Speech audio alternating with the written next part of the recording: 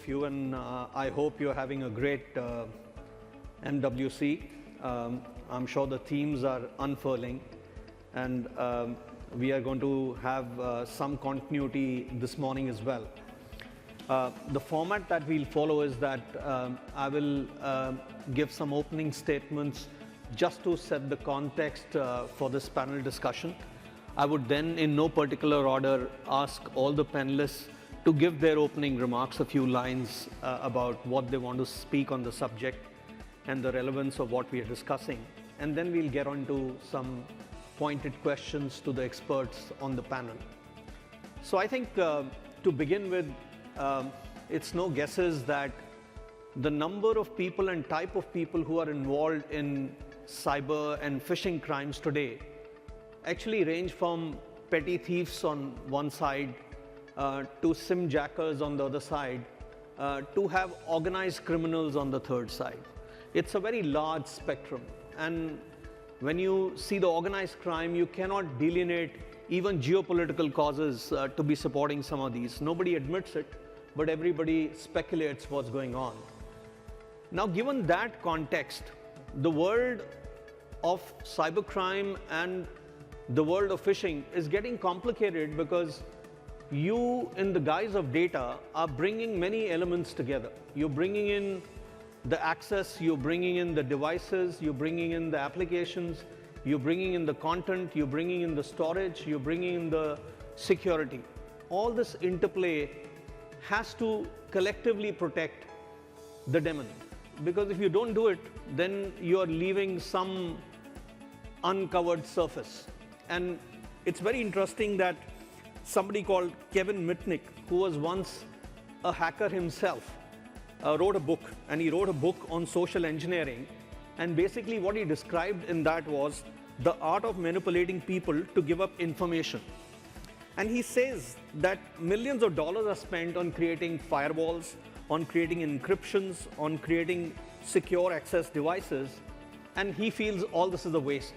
This is a waste because the most vulnerable link in the chain is not getting addressed. And what is not getting addressed is the human, right? He believes that phishing attacks increasingly exploit human psychology rather than technological vulnerability. And if that has to be tackled, then we have a long road to cover. And I think this gets substantiated by Bruce Schneier, and he very jokingly says that users are always going to pick up dancing pigs over security every time, right? And that's true. You know, that's absolutely true. At board levels, in board discussions, security and cybersecurity is right up in the order. When it comes to the risks registers of the companies, this is very much included in almost every risk register that I'm aware of. But when it comes to real action, real money to substantiate and deal with this cause, I think the jury is still out, right? There's a lot desired over there. And that's what we are going to discuss. I absolutely agree with what Telecom TRAI, Chairman TRAI left behind to say we have to deal with it in a very collaborative manner.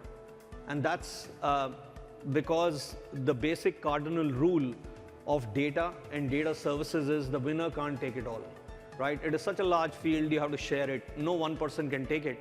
And it's for that very reason that the solution has to come through a collective effort as well. And I just described the diversity of the players who are there in this field. With that, in no particular order, Dean Francois, we could start with you, and then everybody could give their opening remarks. Well, thank you. And the first thing I would say is with regard to the cost of phishing.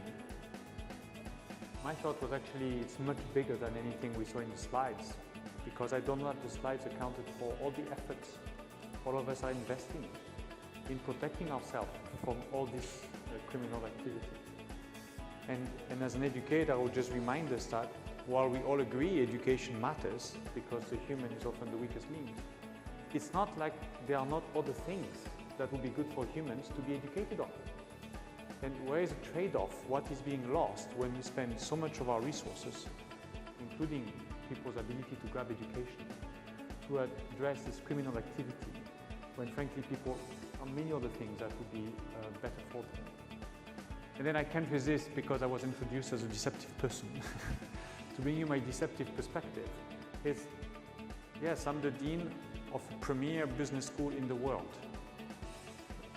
Geopolitically, I don't think that I'm such an important person, but it's staggering to see the effort spent on impersonating me compared to the potential payoff. And I'm shocked how cheap it must be to impersonate me and everyone else in the world. So there is a tension there between how easy it is to deploy this phishing technology compared to how costly it is for all of us to protect ourselves against this technology. So I very much welcome these efforts. Thank you. Nina? Yeah, I have realised I'm now deceptive as well, Sanjay, because I realised the photo I have has a very bouncy blow dry in it, and I don't look like that at all, so I apologise in advance. I should have thought that one out better. Yeah, really interesting presentation and some of those statistics. I'm going to speak a little bit today from the perspective of what WhatsApp is doing and how WhatsApp is actually architected and structured to try and build in that tolerance to make it more difficult for these types of attacks. I don't think anyone can ever protect themselves 100%. I say that as a business. I say that having had my regulator hat on, and I say that as a consumer, and also from being much more aware now. When I think about my mother, she uses WhatsApp a lot. She's not technically literate at all. She doesn't know how to work a computer or anything like that, nor is she going to learn at her age. But I do worry about her, being subject to these types of attacks. So this is something I take on board personally from that perspective too. I think just looking at then the WhatsApp perspective, obviously we're designed as a private messaging platform, so it's not a broadcast platform, and the majority of the messages are one-to-one. So again, this is, having these attacks which are one-to-many is not intuitive in how the actual product or service was designed. And I will come on, I said, to talk to you a little bit about some of the challenges we have and how we try and address this at infancy, if you like. So from the account registration throughout that life cycle, in terms of activity during use of the messaging services, and then of course relying very much on users to self-report or to report others, and I loved kind of the demo earlier as well in the Wisely ATP.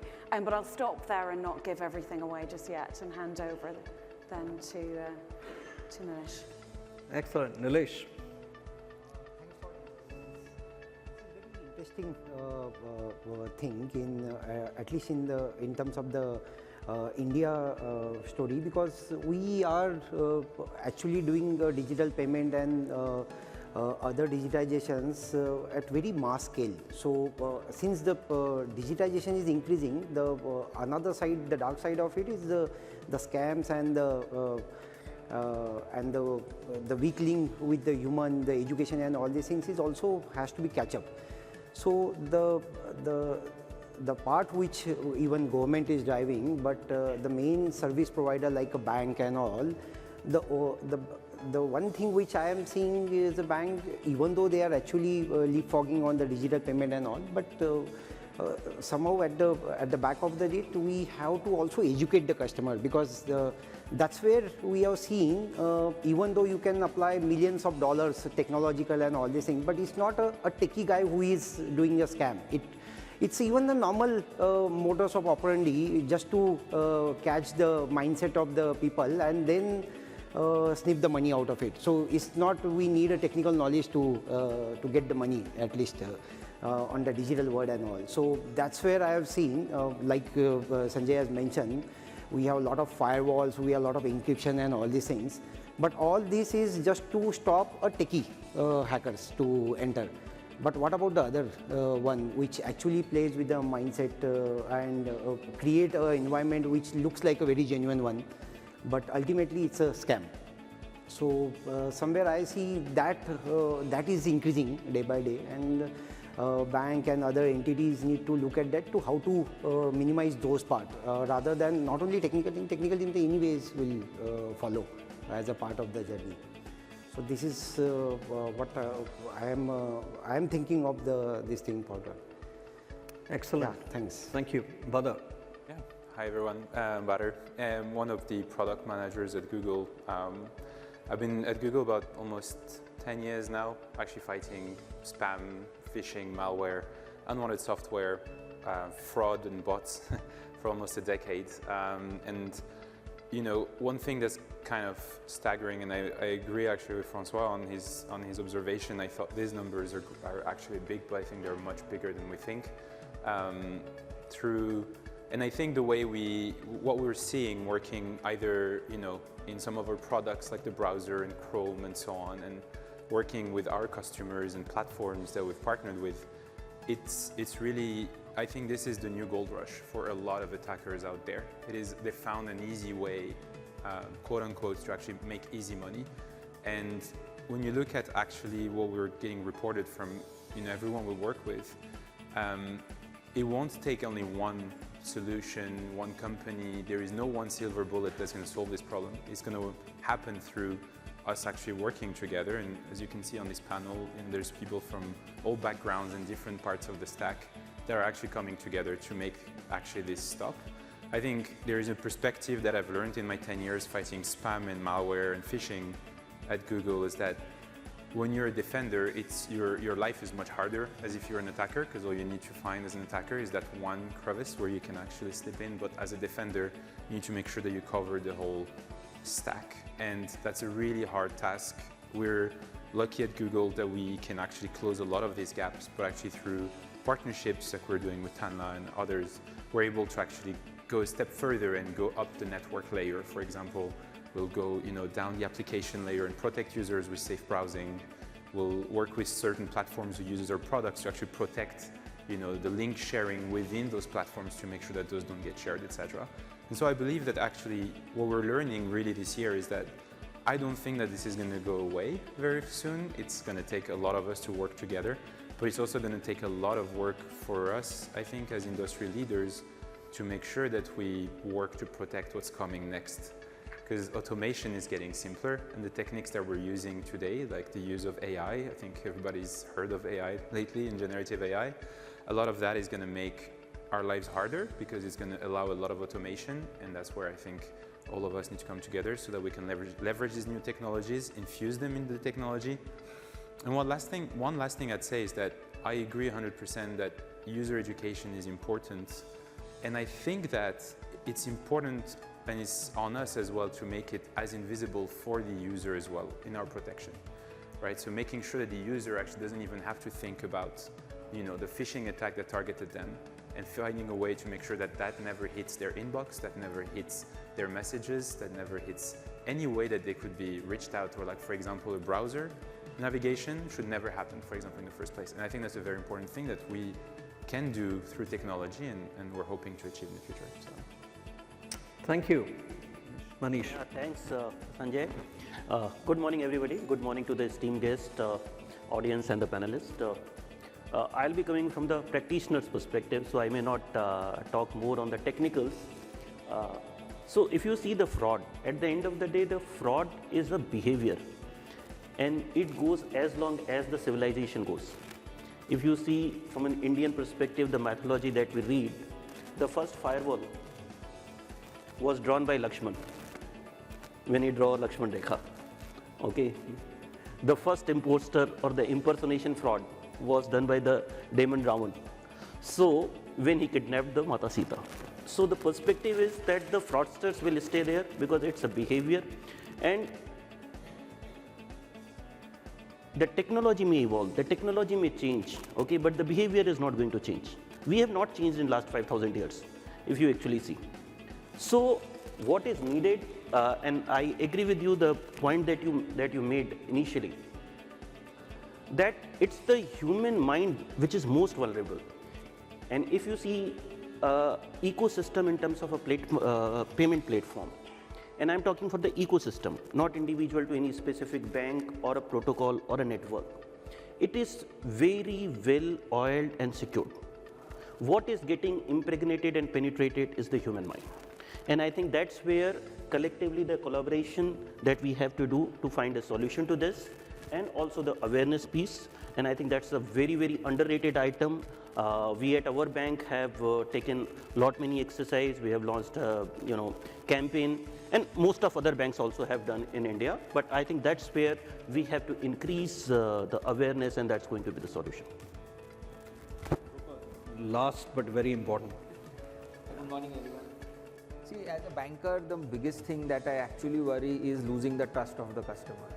And as was also presented in the presentation, is if the customer loses money, the first thing they will want is the banker to protect their money. So while we can easily take cover saying, okay, look, you gave everything, but the fact is that it is an assumption and it's a fact that the customer will always be vulnerable. He or she will always be swindled. Now, as a banker, we need to do more steps to ensure that we are able to stop those funds from moving out. See, finally, we have to appreciate and understand the fact that it is the customer's hard-earned money. So we have to, as a banker, the first thing is protect. And which is where I think some of the panelists have said, so here we feel that the technology which has been used by the fraudsters is moving at a much faster pace than at what the pace the bankers are actually moving. Like for example, if you see AI, most of the fraudsters have moved to that, whereas here we are still coming to terms with the fact that how do we use AI models for fraud, while we will have some semblance in forms of models, in forms of some other things, but honestly fraudsters are moving at a much faster pace. So here, as a banker alone, we will not be able to do this, obviously, then which is where the question of collaboration will come, not only with the other bankers, but it will also involve with developers, software programmers, regulators. Everywhere as a conjoint effort only we will be able to solve this particular problem. Because otherwise you are always going to have customers who are going to lose money, and that actually is not a healthy sign anywhere in the world. So these are actually, the phishing is one of the biggest such problems which all of us are grappling. I'm sure most of us in the room would have been a victim at some point. Maybe we might not have lost money, maybe we would have realized the fraud at an earlier stage, but the fact is we have all been actually attacked at some point or the other. No, absolutely. And I think what is coming across as a thematic throughout is the human mind's vulnerability and how do we deal with that. So I think moving on to questions, Nina, to you, and you come from a world of encrypted messages end to end, so much so that you make a claim that even you guys don't know what is the content, and you can't have access to that. In the midst of all this, how do you really deal with the so-called malicious actors? How do you deal with them? Yeah, it's a real challenge, I'll say that. So on the one hand, when we introduced end-to-end encryption by default in WhatsApp in 2016, it was very much with having the user front and center because we wanted to protect their privacy. Now today we have a different need to protect them from getting these types of messages, but choices are made that it's an end-to-end encrypted service. But as Badir was saying, a lot of the challenge is trying to make sure that this doesn't get into the user's inbox, so to speak, before it even starts. So we have a couple of tools, I can say, to our hand. So first of all, in registration, anyone using WhatsApp knows that in order to register, you have to have some form of verification, whether that's through an SMS or whether that's through a callback service, and you can actually turn on optional two-factor authentication. But as part of that registration process, we also use a number of antecedents and cues. So by antecedents and cues, what I mean is we have machine learning technology which runs 24/7, 365 days a year, and that tries to spot patterns because of course we can't see the content itself. So it will look for things like, does this computer network, is it one that has tried to register lots and lots of numbers before, all together very closely and in a similar temporal period? Is this coming from an IP address we know has been problematic, has maybe been banned before as well? So those are some of the types of examples. And just to give you some India statistic figures, we have monthly reports which many of you may be familiar with. And for the month of December last year, from the 1st until the 31st, there were roughly about just under 7 million WhatsApp accounts banned, and about 20%, so just around about 1.6, 1.7, don't correct me on the numbers, but so it's more than 20% then, because it's 1.7 million numbers were actually taken off and banned before they even got into use. So that shows you just kind of the effectiveness of some of that technology. And then, as I mentioned, we also have it during the use case itself. So what we will do is we will look for other types of indicators. One thing which I wasn't that familiar with, which is a cue, is, for example, the typing indicator. And I thought the typing indicator at the top was just a way of stalking whether my mother was reading my messages and about to respond. But actually, we can also then detect whether or not someone is consistently sending lots of messages without that typing indicator, because that's normally an indication that it's not an individual on the other side.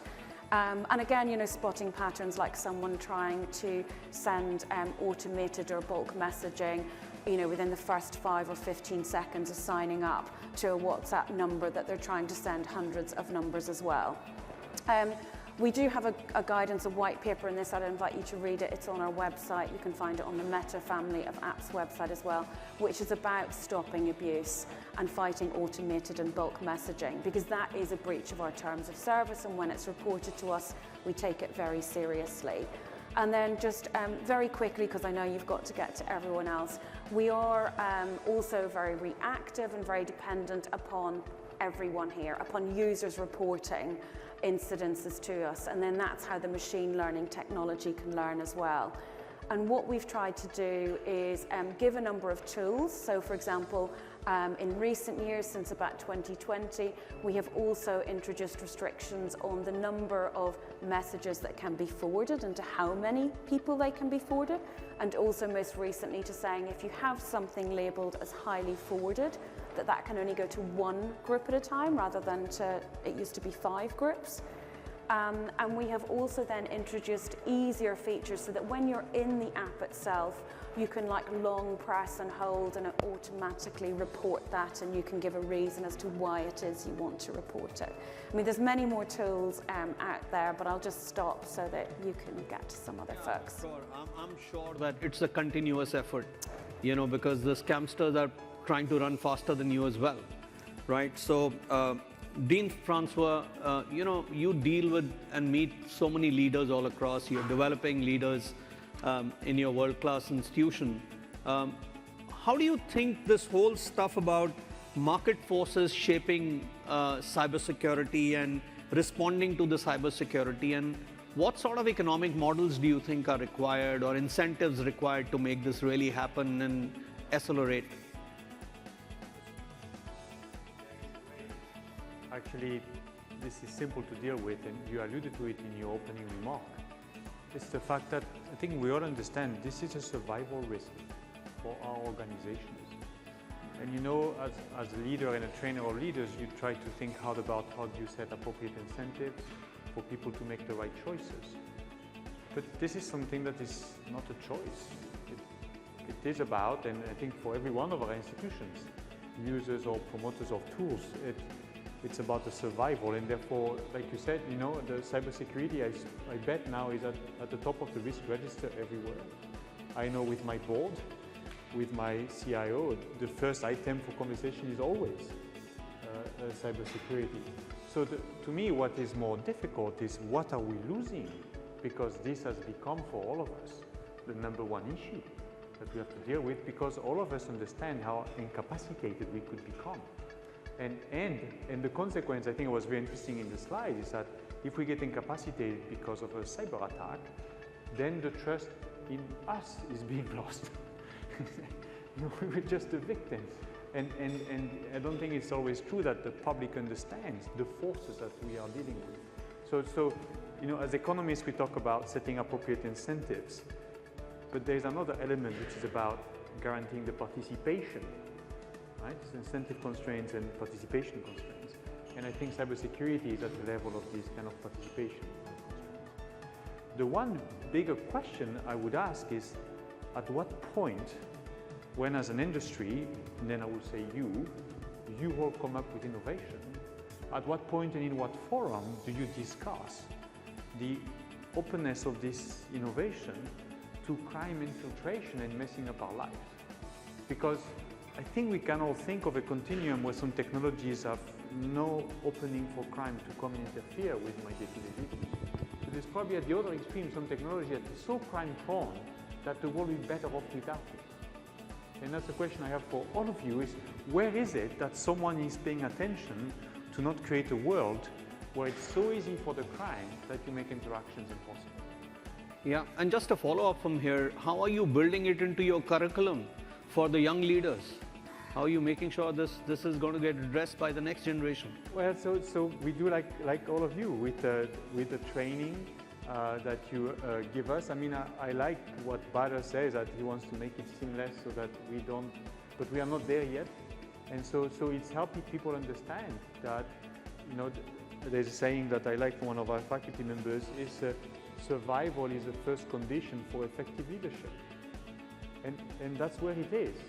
So in a way, like I say, it's easier to teach because it's not about the trade-off, it's about are you going to be there tomorrow? And that's how bad it is in a way. So I'm glad that you all are pushing on this. Please help us out, make life easier. Great. So Manish, you know, let's get down to the day-to-day issues. You know, what are the newer trends that you are seeing which are bothering you? You know, something on the ground that you're noticing to think, I wasn't seeing this earlier. This is really, so, you know, what is it that you would share with all of us? Okay. So, Sanjay, if you see, as far as the modus operandi is concerned, that's what you call the normal language, you know, they are definitely evolving. So, apart from the phishing, the new trend that if you ask me, which has come, that the fraudsters have started using the IVR session for extracting the OTP. So, if you see, and again I go back to my previous question, to the previous perspective, that India is currently having more than 90-95% payment on the real-time basis. We contribute to 46% of the world's real-time gross settlement as a country. Okay. So what actually is happening, as soon as the instructions is passed on, the money is credited and it's onward transferred. So today, as soon as the fraudsters makes its way in the victim's mind and he pushes him to press that button, share that OTP or authenticate and authorize that MPIN, you know, the money is gone. And there is no way at moment, and sir, specifically yesterday you talked about the public digital infrastructure. If you see from a design perspective, and as in when I think a bit more, probably something where we should work on further is that every payment that we are making, it should go within a specific clause that where we are making the payment, there only we can raise the dispute. And as soon as the dispute is raised, it should follow the same trail in the ecosystem, either for stopping the money on an onwards, onward remittance, and it's ultimately on the blockchain. Okay, even the entire core banking system and the NFS that we talk about, it's on the blockchain. Okay, it should talk about that blocking those particular accounts, blocking those payment platform, blocking those MCC as we talked about. So fraudsters are innovative. They are going to stay ahead of us. As we talk, these are the behavior. We will do this, they will do that, and they will always stay ahead. But the point and the reason why we are here, it's okay to become a fool. It's okay to become a fool once, twice, but absolutely not thrice. So the problem that we already have and we know, if we don't have a solution for that, okay, I think that's where we all have to work. Yeah. So Badar, you're the leading, one of the leading hyperscalers of the world, and you have to balance the privacy on one side and user protection and stuff like that, and then you have to deal with this. So how do you balance the two?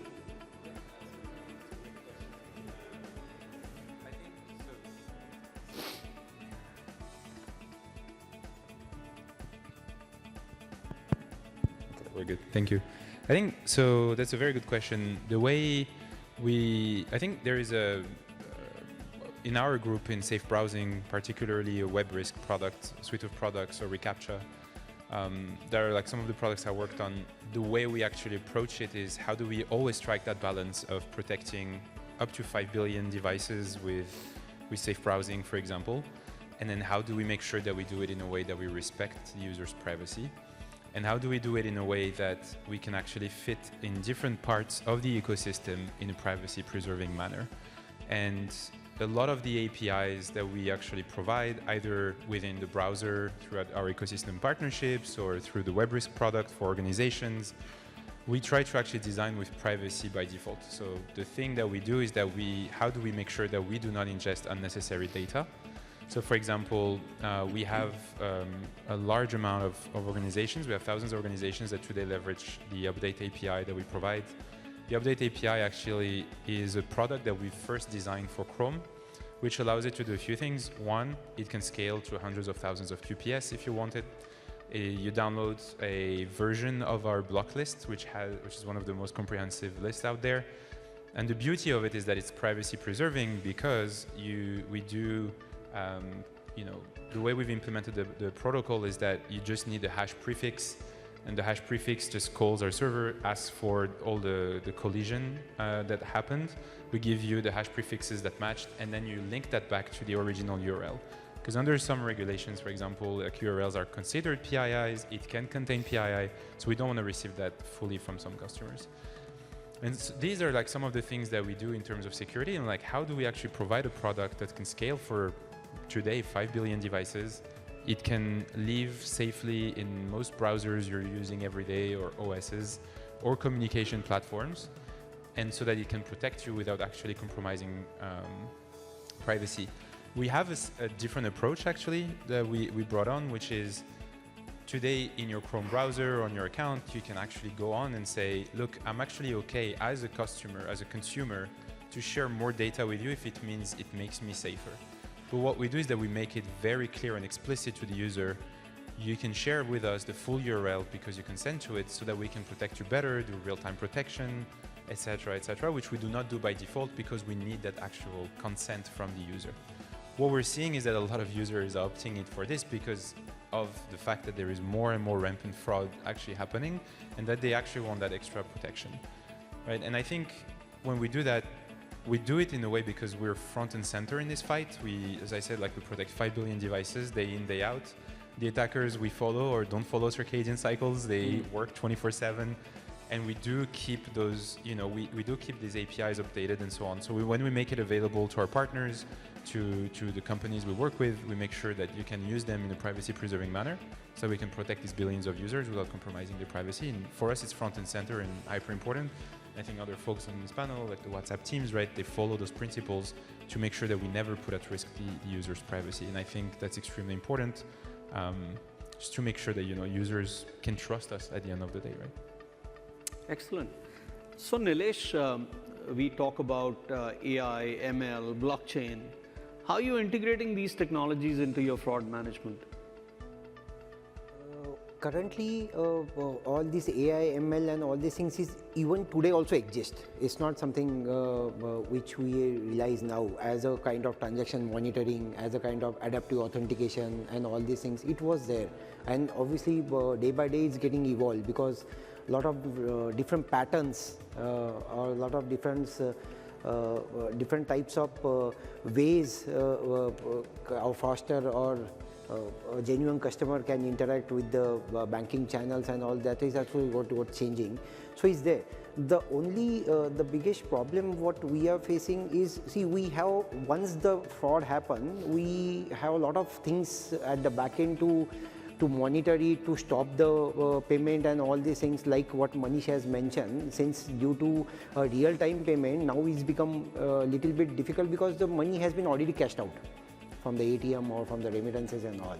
But still, before it is reaching to account, we have a lot of fraud monitoring also, which anyway is an evolving process to monitor, is it coming from the genuine location of the customer, or it's a different country, or he's trying to a new device and all these things. Those patterns we anyway check as a kind of transaction monitoring. But what is more important is to stop the fraud from the source itself.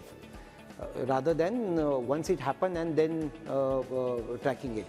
So that's where I think we need to have this kind of ATS kind of solutions and all, so that we can actually stop at the source rather than building a lot of things at the back end. See, that will anyway continue, because the transaction may come as a remitter, as a beneficiary and all these things, but stopping at the source is the key to minimize it.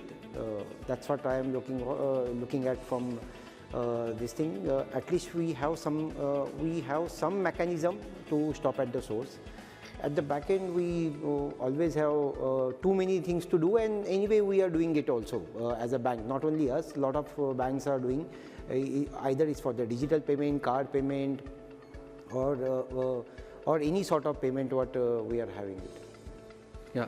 So Drupad, with you, obviously, anytime somebody loses money, right? I think he wants the bank to compensate him for what he lost, right? And so two questions. One, what is your view on technology and how technology is helping? And second, what do you see the regulators and the regulation is doing, the government is doing to support this cause? And do you think it's enough? Do you think it's too little? I'll start with the second question first. See, at least in India, we have the NCRP portal, which is the National Crime Portal, which is there pan-India. I think that's a fantastic portal which these people have actually built in. Today now all the banks are necessary for us to work 24/7, and as far as I remember, almost some few hundred crores of funds have actually been blocked because of this particular initiative by the government. And now this being a unified portal, I think the response time from each of the banks is also fantastic. I mean, it's actually come down to 30 minutes where every bank is now supposed to respond. So that itself builds this. So the second step which we will need to do and maybe smoothen the process is returning the funds back to the customers. So while one step activity is done of blocking, now the second step of activity, and that is where a little bit might be, there will be some changes in the regulation in the CRPC Act, which will necessitate and make it faster for us to return the money to the victims. Once you have that, the automatic trust in the ecosystem actually is also built by the victims. See, finally this entire ecosystem is going to work only with the consumers. If the consumers have lost trust, whatever digital technology you want to put is actually not going to work, because they are the end users. So I think that is where the government probably will have to move a little faster in terms of returning the money back, while the first part has been done fantastically well. Now going back to the first question, what is the technology? I think that is the only way forward. We will now have, I mean every bank at some form, shape and size has already done it, is merging the data, numerical data with the behavioral data.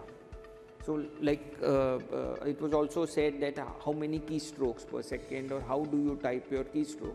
Now we know of late, at least in our bank, we have seen a few cases where you have these edu frauds which are happening, where the fraudster starts educating the customer about something, letting the customer earn some money, then gradually moving them into a much different realm which the customer would not have even visualized. Like for example, we have seen customers who have migrated from simple equity and directly moved into cryptos, only because the fraudster has taught them how to go over there, and it is when they enter there that is when the fraud seems to be happening, and the big money which is actually going out through that.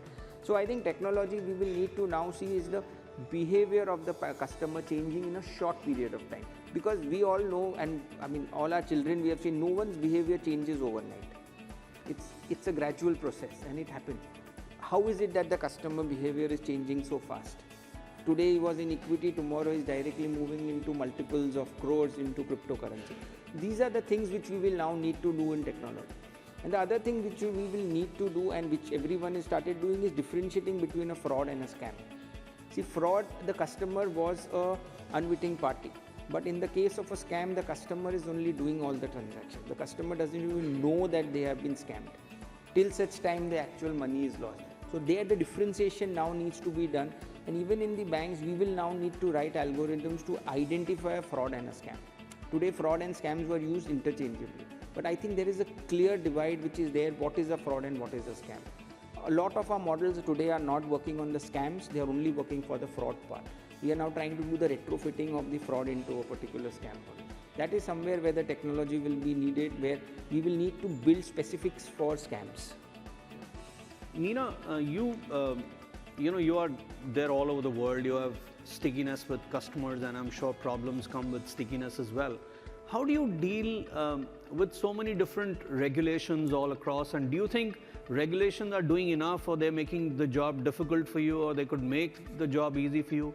And if there are any examples where you think in a particular country, it's really working very well, if that you could share with us. I think it's a very good question, Sanjay, because often as well in this area, there is that tension between regulation keeping up with innovation or sometimes outpacing it and shaping how products and services should be designed. Even having been in a regulator, I'm always very, very nervous of the latter. I always think that innovation has to lead and then regulation to come along hand in hand, not necessarily follow, but I'm always very skeptical of something which is sort of forcing the design of products or services, because that can also be detrimental from a consumer perspective. And if I take just some examples, I mean, we have a constant tension in Europe between, and Badr has touched on it as well, privacy and consumer protection. And some of the features which our engineers will come up with because they feel it will be assisting on a compliance pathway, if I can call it that. There are things that the users don't want. They just find it clunky, it's not the type of service they want, and it's almost an overload of information. So I think that's another tension that we have in this area, which is about educating users so that they can use the tools sensibly, but at the same time that they don't feel that the prompts that we have are spammy themselves. Because we do, for example, say to someone when they start to contact a person that isn't in their contact book, do you want to block, do you want to report? I mean, a simple example yesterday, I was in a taxi on the way back from one of the very many events here on the sidelines of MWC, and my driver, who was very lovely, offered to take me to the airport in a few days' time, so sent me the WhatsApp number, and the first thing that pops up is, you don't know this person, do you want to block them? So I think it's perhaps, and to sort of cut this short, is around I think it would help to have more of the regulators talking together and to discuss this. I mean, it comes to your point, Francois, about thinking about this at an industry level, but also at a cross sort of regulator level, because you often find that what you are being in meetings discussing from a privacy regulator is very different from a consumer protection regulator, that would be very different from a financial services regulator. And I think that is the difficulty, is this siloed regulation and almost this deluge of regulation. And if we can get more people around the table, regulators, industry, user groups themselves, I think that will help to maybe shape the direction of the debate. And I think it's really critical we do this, not just for the services we have now, but we touched on it very briefly earlier around generative AI, deepfakes. I mean, that is just going to become more and more tricky. From our perspective, very quickly indeed. I mean, at the Munich Security Conference last week, which I'm sure Badr, Google, participated in as well, we have accords that we are trying to follow now. We've signed, at least at an industry level, to try and spot the new emergence of trends and similarities. And again, Francois, coming to your point, which is about trying to actually see at an industry level if we can come up with a joint solution, notwithstanding the fact that we all have very different services, they have very different architecture behind them, but at least with something new that we can try and build that in from the start and have more of an openness in terms of the standards, but the dialogue as well, to get some base consistency. Yeah, great. Badr, probably my last question from you. And are you seeing some similarities in the trends that are emerging globally on phishing and scams, or it is too regional, too country-based? And how does a company like Google deal with these smaller pockets of uniqueness, right? Because you have big platforms that address almost global issues. Yeah. When it comes to, or am I missing the point, it's all turning out to be very global and same, no matter which country? Yeah, that's a great question. Actually, it's funny because it's one thing we think a lot about, and when we do what we do is that I think when we build purely security-focused products like safe browsing, web risk, reCAPTCHA, we were playing a game and you can play the game two ways. One is you play a whack-a-mole game where you block one aspect and then the attackers or the adversaries will take the other way behind you. They already had that door open. Or we can play a little bit of economics and do a little bit of game theory on what is the biggest incentive that actually the attackers has in this play. What we've done actually, and personally what I've been very excited about working on in the past few years, I've been fortunate to work on two products that actually protect billions of users between reCAPTCHA and web risk and safe browsing. And you can see that there is a common pattern that's very similar in these types of attacks, which is either the goal is to hijack the user's account so that I can steal their money from their bank account. That's number one. Or maybe I will try to prey on some vulnerability in the human brain, which makes us want to get money fast and quick. Everybody loves free stuff. And unfortunately, that makes you give away more information like your credit card, etc. What we see, what's interesting, what we're trying to do now is how do we connect the dots between the moment that a good user is on a bad website. So with things like safe browsing, where we show warning to the user and we tell them, look, don't use this. And then on the other end, when a bad user is on the good website with reCAPTCHA, how do we detect that actually they've stolen those credentials and are trying to get into the bank account of the user? And so actually the way we've structured things on our end is we're looking at it at a higher level of, instead of looking at it through the lens of phishing, how about we look at it through the lens of account takeovers, where we see that actually phishing is just a vector to account takeovers, where bots are a vector to account takeovers. Then we see that credential theft and credit card theft leads to actually the use of those credit cards on the merchant side, which we now detect with reCAPTCHA. But to answer your initial question, we're fighting organizations. We're not fighting individual hackers with their hoods in their dark rooms. That's not the reality anymore. Like, today we're fighting organizations that are probably sometimes better funded than us in security, and we need to be smart in the way we scale, the way we detect, and the way we look at the problem. And I think that this is how we've approached this issue. I think the last thing that I'll say is that one thing that's very interesting in terms of trends is, and I think everybody in this room who's working in protecting users, is how the next wave of AI, because we've been using AI for 10 years, 15 years, and LLMs are the new kind of big thing, but how do we make sure that we, as companies and leaders in this domain, stay ahead of how attackers are going to use this and use that game theory mindset, as opposed to look at it and try to play the whack-a-mole games? We're going to lose if we do that, because they're going to reach a new scale. We can reach that scale too, but I think in general, we're fighting global organizations. To answer your question directly, is that it's not just someone who's in India trying to fish Indian folks. It's not just someone in France trying to fish French folks. These are I think global organizations we're fighting back against. No, very, very apt. Before we close this session, I'm looking for a single sentence closing remark from all of you, and we'll start from this side. So if you had the power to enact one immediate change to deter SMS, voice, or any other form of phishing, what would it be? What would you do? Wisely ATP. Wisely ATP. Wow, stand for that. Good. So the same question? Same question. Okay, so while the answer may be the same, but yesterday so let me borrow one statement made by Churchill, because yesterday during the dinner we came across some discussion where Churchill was discussed. So I'm borrowing that quote, that this is not an end, and it is not a beginning of an end, but perhaps it's an end of the beginning. Okay, good. One sentence, please. Okay. I'd say innovation and collaboration is going to be the key here. I think for us as leaders, we need to keep innovating, and that innovation needs to be shared across the whole industry, with us working across platforms, us working with banks, us working with industry leaders, and so on. So Yeah, actually, innovation and collaboration, I think, is a common thread across all the presentations in the show this time. open AI, open network, everything is around collaboration and innovation. Yes, Nilesh.